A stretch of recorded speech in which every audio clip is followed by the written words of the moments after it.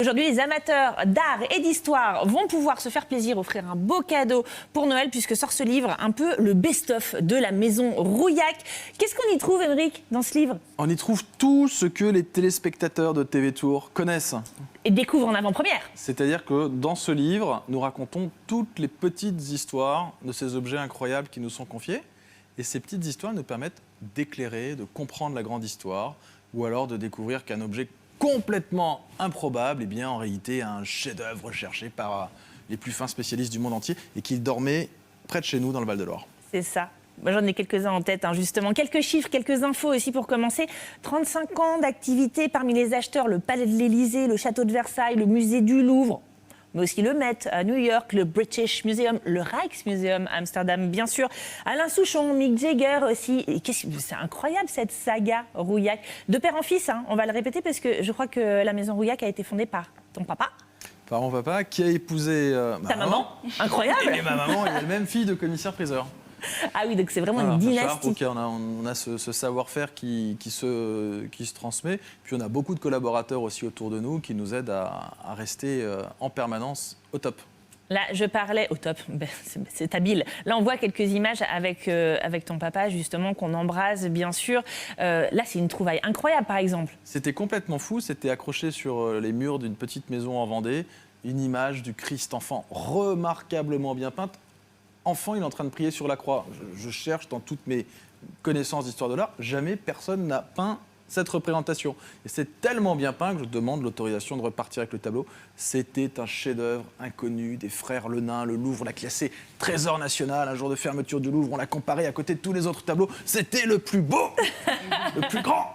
Et puis, je parlais du Rijksmuseum tout à l'heure parce que moi, c'est un souvenir assez ému que j'ai eu dans cette émission. C'est la malle de Mazarin. Est-ce que vous connaissez l'histoire de la malle de Mazarin? Non, mais c'est un truc de dingue. Le bar à papa.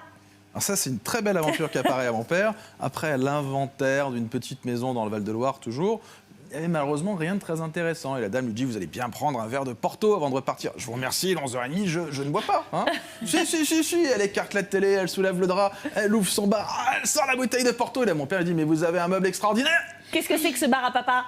Il dit, mais ça, c'est le bar à papa.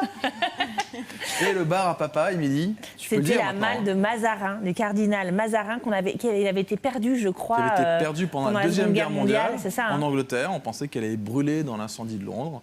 Et bien non, elle a été transformée en bar et elle dormait. Elle a été vendue plus de 7 millions d'euros au Rijksmuseum à Amsterdam. C'était une enchère incroyable. Des histoires comme ça, il y en a des tonnes et des tonnes dans ce livre. Toi, quel est l'objet, s'il y en avait un, à garder en tête qui t'a ému particulièrement? Écoute, tu as des enfants? Oui. Quel enfant préférerais-tu et choisirais-tu? Oh, c'est moche de faire ça. C'est impossible de choisir entre ces enfants. C'est moche. Non, mais il n'y a pas quelque chose où toi tu dis, ah vraiment, pour moi, là, c'est là où j'ai senti mon cœur battre en le trouvant cet objet. C'est un livre de 320 pages avec 450 photos et je voudrais rendre hommage aux photographes qui nous ont permis d'utiliser leurs images gracieusement pour pouvoir en faire un livre bon marché pour Noël. C'est 39 €. Alors j'allais te demander, parce que moi je n'ai pas trouvé sur mon exemplaire, le prix c'est 39 €, c'est ça? 39 €. C'est aux éditions Monelayo, il est dans toutes les librairies. Jeudi soir, 12 décembre, on le dédicace à la boîte à livres chez Joël Afkin. Excellente adresse. Et les photographes, c'est Jean-Luc Péchineau, Pascal Avenet, Nicolas Roger, qui nous ont permis de faire revivre tous ces objets en histoire. Et quand je laisse parcourir mon regard sur ces pages, je suis incapable de choisir. C'est comme si tu me demandais de choisir entre Gabriel, Alice et Marie, mes enfants. Les enfants. Nos enfants, j'en serais complètement incapable. Je sais très bien qui est ton préféré de toute façon. Non, n'écoutez pas les enfants, c'est faux. Et bien voilà, adjugé la saga des Rouillac. C'est ce livre que vous pouvez trouver, un très beau cadeau à mettre sous le sapin pour Noël. Et rendez-vous donc le 12, c'est ça, à la boîte à livres pour rencontrer la famille Rouillac. Bravo et merci encore d'être à nos côtés dans cette émission 2 fois par mois. On découvre vraiment des trésors avec toi. C'est la fin de cette émission. On est triste, on est triste, mais c'est pas grave. On se retrouve demain. Merci à tous d'avoir partagé ce moment avec nous en plateau. Merci beaucoup à Amandine, Julie et Laura. Merci à toi, Émeric, et merci à vous de nous avoir suivis. On se retrouve demain avec un nouveau numéro de Tilt. Salut!